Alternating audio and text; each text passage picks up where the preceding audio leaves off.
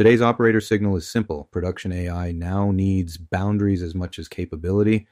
For the last year, most AI demos asked, can the model do the task? This week's signal asks something more useful. What happens when the model, the agent, the infrastructure, or the physical environment changes under load? Start with OpenAI. On July 6th, ChatGPT release notes described GPT 5.5 Instant Mini as a fallback model for users who hit rate limits on GPT 5.5 Instant or Auto. The note says it is not visible in the model picker, and it does not affect the API or codecs, but for ChatGPT-based workflows, that matters. Your team may think it is testing one assistant behavior, while real users occasionally experience a fallback with different strengths. The practical move is not panic, it is acceptance testing. Test the workflow at normal capacity and at limit conditions. Check tone, factuality, refusal behavior, formatting, and handoff quality when fallback happens. For operators, fallback is a product state. Second, Embotech and HTEC announced a strategic partnership on July 7th to scale level 4 autonomous vehicle operations across industrial sites. Embotech says its autonomy already moves more than 2,500 vehicles autonomously every day across factories, logistics centers, and ports. HTEC is adding engineering capacity around onboard software, vehicle integration, connectivity, and system validation, that is physical AI leaving the slide deck. But the operator lesson is the boundary layer. A logistics agent does not just need perception and planning, it needs site-specific safety rules, connectivity monitoring, exception paths, maintenance windows, audit trails, and a clear human override model. Physical AI is a deployment discipline. Third, AWS highlighted Amazon Workspaces for AI agents as generally available. The pitch is direct. Agents can securely access desktop applications through managed workspaces without modernizing the app or building custom integrations. It supports MCP, managed identities, network isolation, compliance controls, and real-time session controls that let an operator revoke access mid-session. This is important because a lot of enterprise work still lives in old desktop software.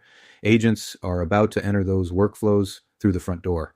Do not treat that as magic automation. Treat it as a privileged session. Define which agent can log in, what app it can touch, what data it can see, what screen actions are logged, and who can kill the session. Fourth, AWS also surface Claude Sonnet 5 on AWS, available through Amazon Bedrock and the Claude platform on AWS. The model story is coding, professional work, long tasks, tool use, and state across tasks. The operator story is deployment control, where the model runs, how data residency is handled, what guardrails and knowledge bases wrap it, and how identity and billing fit your cloud estate. Model quality matters, but in production, model placement matters too. If the same model is available through multiple paths, choose the path that matches your compliance, latency, observability, and procurement boundaries.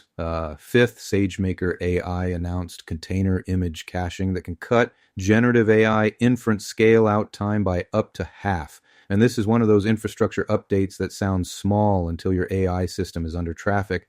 Large model containers can be bigger than 10 gigabytes. Cold starts can break service levels, trigger retries, and make agents appear unreliable. The playbook is clear.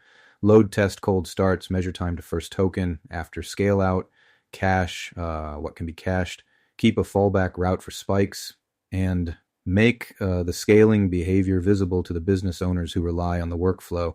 Finally, AWS Weekly Roundup also carried lifecycle signals, including Bedrock agents moving to a classic label and service availability updates for several AI-related services.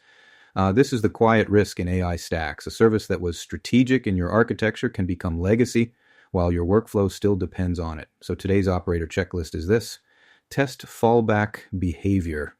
Put physical AI behind site-level safety and exception boundaries. Give desktop agents managed sessions and revocation. Pick model deployment paths by governance, not just benchmarks. Treat inference cold starts as reliability risks, and maintain a lifecycle register for every AI service in production. The takeaway, production AI is not just about better models. It is about knowing the boundaries before the system reaches them.